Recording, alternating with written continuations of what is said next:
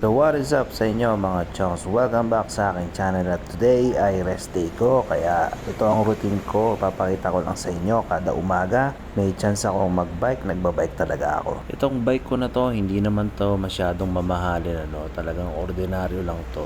Ito yung mga bike na talagang pang budget meal lang. Medyo may in-upgrade na ako ng konti dyan. Importante kasi yung brakes. So ginandahan ko lang yung brakes yan. Pinalitan ko rin yung hubs niyan kasi nga sa sobrang bigat ko, kailangan ko na siyang palitan dahil napapasagan ako lagi ng hubs. Importante na ginagawa natin yan pag rest day natin. Huwag natin kalimutan na kailangan pa rin natin mag-exercise. Kaya ako ginagawa ko talaga kapag umaga may chance ako, nagbabike ako. Lalo na yung araw pasikat pa lang.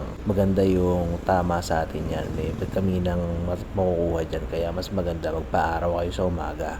Lalo na ako sa estado ng trabaho ko, halos isang linggo akong hindi nakakapagpa-araw sa umaga, no? Yan pa naman yung pinakamagandang araw, no? Yung magpa-araw ka sa umaga kasi nga yan yung pinakamasustansyang araw. Hindi naman ako masyadong lalayo pagka nagbabike ako. Diyan lang din ako sa amin, dyan sa may Taytay. Marami mong pagbabikan dyan. Importante lang kasi talagang pumadyak-padyak para makapag-cardio din. Katulad yan, ang daming tao dyan. Nakikita nyo naman, nagja-jogging sila sa umaga. Malilibang-libang ka rin dyan. At syempre pagtapos nyan, mag-workout tayo sa bahay. Biceps and forearms ang focus natin ngayon. At ito na nga ang day 8 ng ating March fitness journey mga chonks. Inumpisa ko yung workout na yan sa barbell curls, no mga chonks. 8 to 10 reps, 3 sets or 4 sets ang pwede nyong gawin dyan mga chonks. Concentrated lang. Hindi ko alam kung anong tawag dito sa exercise na to, pero lagi yung ginagawa yan Ayan para makita nyo, lalabas dyan yung talagang muscle ng mga forearms nyo pag ginawa nyo yung mga ganyang klaseng exercise. Ang ganda rin kasi tignan talaga pag malaki yung forearms mo, parang si Papay. So parang nakakaganda din talaga siya ng aesthetic ng mga muscle mo sa braso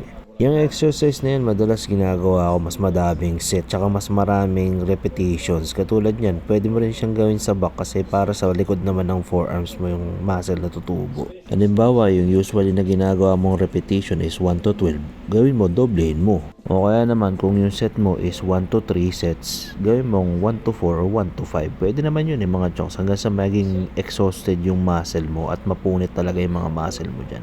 Ito pa yung isang exercise na talagang makakatulong na magpalaki ng forearms mo, pati biceps mo. Magkasabay yan, yung hammer curls na yan. Di mo naman kailangan magbuhat na mabigat dyan mga chonks. Importante kasi dyan, ma-perform mo na maayos yung exercise. Tapos maganda nyan kung hanggang set to failure ka o repetition mo hanggang mag-fail yung muscle mo. Pwede mo rin naman gawin yan ng mas mabigat na dumbbells. Kaya lang yan, medyo mahihirapan at saka tutulungan na siya ng ibang muscle katulad nyan.